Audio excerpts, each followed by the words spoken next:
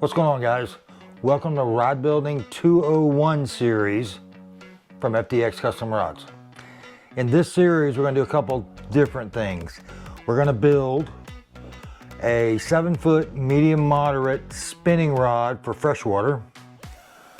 We're going to build 5 of these 7-foot medium heavy extra soft tip inshore salt spinning rods. And we're gonna build a 710 meat flipping stick for me.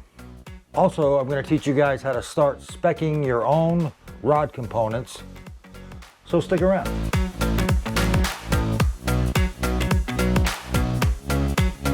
We're gonna get to building the rods in the next video, but what I thought would be more important right now is to talk to you guys about some extra tools that you might need and really where you're at in your rod building journey. I'm going to assume that you have watched the 101 series where Nathan and I built Nathan's first rod, and he did a great job. First rod ever. First time I ever had him in the rod shop. He'd watch me do a few little repairs, but that was about it. And we did that just so you can know for yourself that you could build a rod. So now that you built one rod or 10 rods using a kit where you didn't have to really do any component speccing, it came all together, everything fit perfectly. You just had to learn your skills for putting it together. This series is going to be more about learning how to measure, piece together the parts to build a truly custom rod. Now we're not going 100% custom. We are going to use some parts of kits, but to get started, let's talk about tools that you're going to need. The first tool that we're going to talk about is your tip top guide. I think these are like $6, but you have to have one. And here's why. When you spec a blank, every blank has got a different diameter tip, and you're going to need to order the correct tip top with the corresponding tube size to match it. So here's how you do that. Take your tip top guide, it's got holes in it, and there are measurements, sizes on beside the holes. Actually, I think they're on top of the holes. So you start with one of the larger holes. All right, that's too big. And move down. That's still too big. We're getting a little snug now. And there we go. We're going to try the next one just to see if it'll fit at all. And it does not. So it is this hole here. That's about as far down as you want it to go. Now what we'll do then is you flip it over, and it tells you that that was a 5.5 size tube. Now this is your tube measurement here, and you can check that. I ordered this tip top from Mudhole. You can order from several different places, but I ordered this one from Mudhole, and the tube size I ordered was a 5.5. And it fits on there perfectly, not a lot of wiggle. Won't fit on the next size, which is a 6, and the 5 wobbles too much. So the tube size of the guide is a 5. The other size when you're ordering a tip top is the ring size. Now I sized this to match the guides I'm going to use for running guides, and we'll get into that later. The next tool that you are probably going to want to have is a digital caliper. Now, we're not going to use it a lot in the next series of rods, but it's very handy to have when we start doing accent trim, wraps, and some other kind of blingy stuff. You're gonna want to be able to get accurate measurements. And I build a lot of rods that are identical, so I want to be able to repeat a look, a size, a placement of a trim band on all of the rods that I build in a series. Like part of the rods that we're going to build, the inshore rods are going to be 5 identical rods. And we'll get into that a little bit later.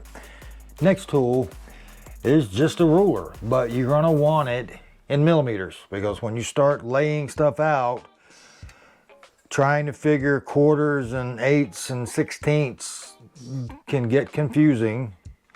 It's much easier to use millimeters. $5. Another tool that I like to use, and this is like a $4.95 tool. It is a reel seat spacing and guide alignment tool.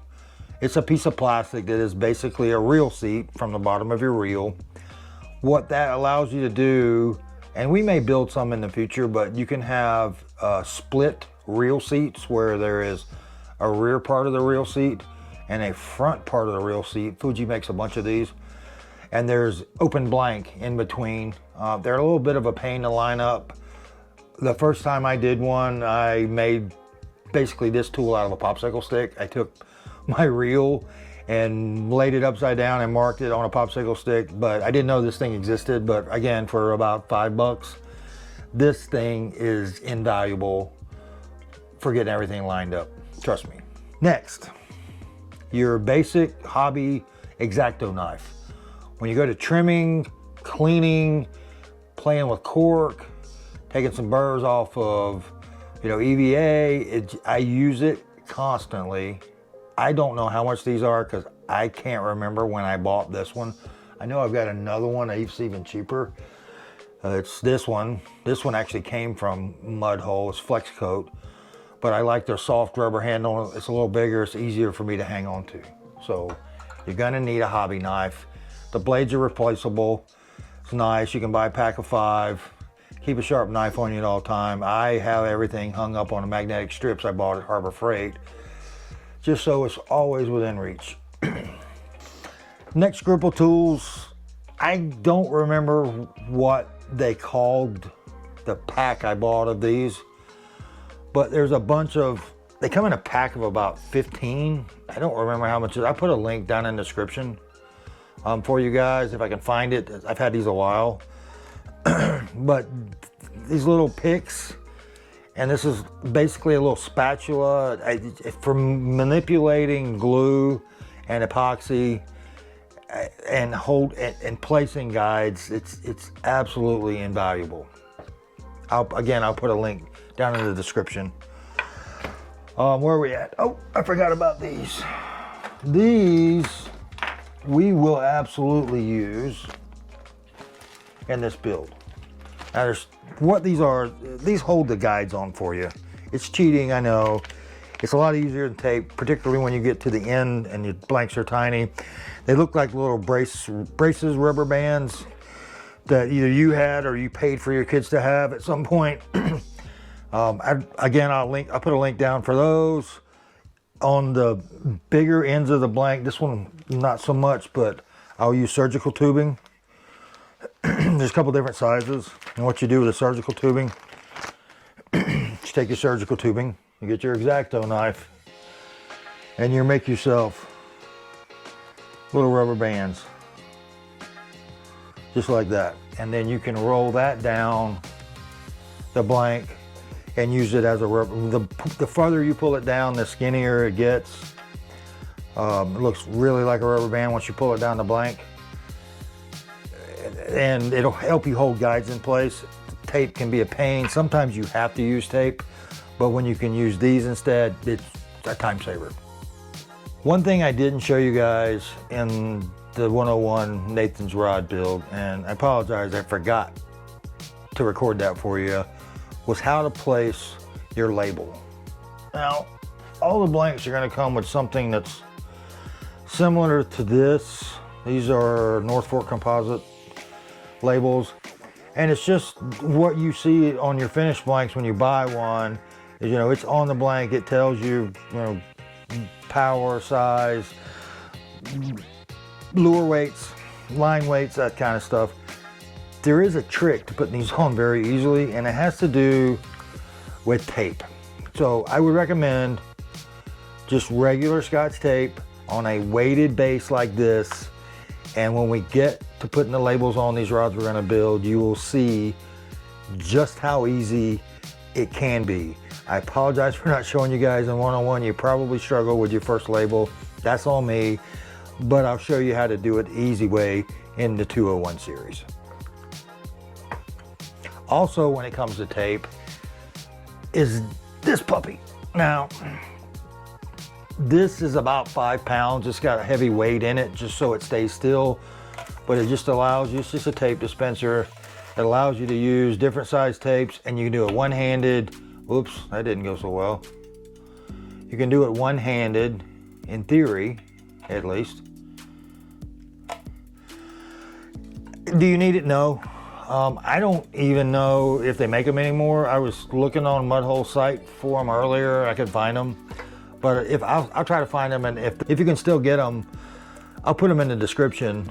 If you can find them, buy one. They are a time saver. So if you're going to build more than a few, invest the money, unless you just got tons of time to build rods, because if you don't use the correct tools, you can still build a rod. And you can build a fine rod. These just cut quite a bit of time off of the build for you. So that's what I'm trying to get to you. So just think about those. I think that's it for tools. Now for one last thing for this video, I told you guys that I would be giving away a rod building kit to one of the first 100 subscribers who sent me their contact info. Well, that's what we're gonna do right now. I only had about 10.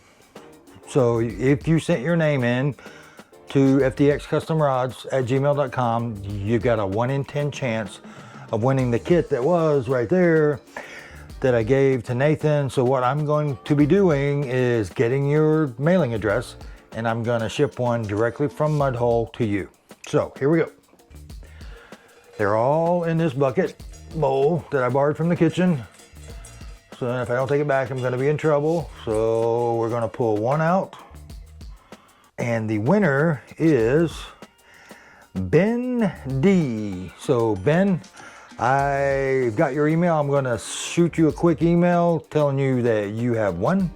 You send me your mailing address and you get a free rod building kit. So that's pretty cool, right? All right, so thanks to you guys, we are at about 140 subscribers. We're gonna do another giveaway probably when we get closer to the 500 subscriber mark. So tell your buddies that, you know, this is a pretty cool rod building channel. If you think that, if you don't think that, don't tell anybody.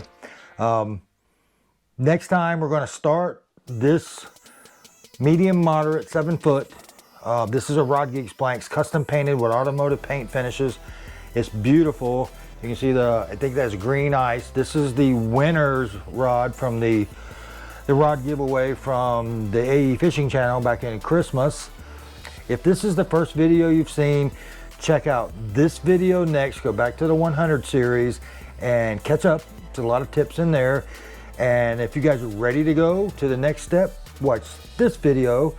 And I'm gonna start building this rod. We're gonna use some of these tools, and you're going to learn how to start speccing your own rod. As always, guys, thanks for watching, and I'll see you next time.